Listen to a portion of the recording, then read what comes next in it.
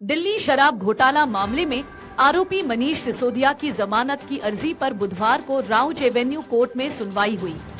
इस दौरान एड ने जमानत याचिका का विरोध करते हुए कहा कि हमारे पास सबूत है कि मनीष सिसोदिया ने एक्सपर्ट की रिपोर्ट से भटकाने का दिखावा करने के लिए ईमेल प्लांट किए। कोर्ट ने दोनों पक्षों की दलीलें सुनने के बाद आगे की कार्यवाही के लिए 15 अप्रैल सोमवार की तारीख तय कर दी।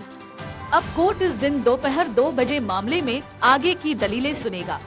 एड के वकील ने सुनवाई के दौरान कोर्ट में कहा कि यह तय करने की जरूरत है कि क्या मुकदमा धीमी गति से आगे बढ़ रहा है। एड ने सुप्रीम कोर्ट के पहले के फैसलों का हवाला देते हुए कहा कि कोर्ट को मामले पर गुंडोश के आधार पर विचार करना होगा। पीएमएलए की धारा 45 में वर्णित दोहरी शर्तें सिसोदिया पूरी नहीं कर सकते हैं। कोर्ट अभी इस निष्कर्ष पर नहीं पहुंच सकता कि यह मानने के उचित आधार है कि वह दोषी नहीं है। सिसोदिया ने एक्सपर्ट की रिपोर्ट से भटकाने का दिखावा करने के लिए ईमेल प्लांट किए। हमारे पास इस बात के दस्तावेजी प्रमाण, व्हाट्सएप चैट और ईमेल हैं। इसके बाद कोर्ट ने कहा कि वह मूल्यांकन करेगा और विचार करेगा कि क्या दलीलें केवल पूरे मामले के गुंडोश के आधार पर देरी के पहलू पर होंगी। सुप्रीम कोर्ट के आदेश का मतलब था कि जमानत याचिका पर गुंडोश के आधार पर फैसला किया जाएगा। इसलिए योग्यता का तात्पर्य आवेदन की योग्यता से है। आगे बढ़ने से पहले इस पहलू पर विचार करने दीजिए। इसके बाद मामले में अगली सुनवाई 15 अप्रैल तय कर दी गई।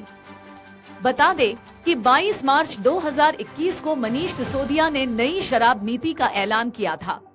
17 नवंबर 2021 को नई शराब नीति यानी एक्साइज पॉलिसी 2021 से 22 लागू कर दी गई। नई शराब नीति आने के बाद सरकार शराब के कारोबार से बाहर आ गई और पूरी शराब की दुकानें निजी हाथों में चली गई। नई नीति लाने के पीछे सरकार का तर्क था कि इससे माफिया राज खत्म होगा और सरकार के रेवेन्यू में बढ़ोतरी होगी। हालांकि नई नीति शुरू से ही विवादों में रही। जब बवाल ज्यादा बढ़ गया तब 28 जुलाई 2022 को सरकार ने नई शराब नीति रद्द कर फिर पुरानी पॉलिसी लागू कर दी।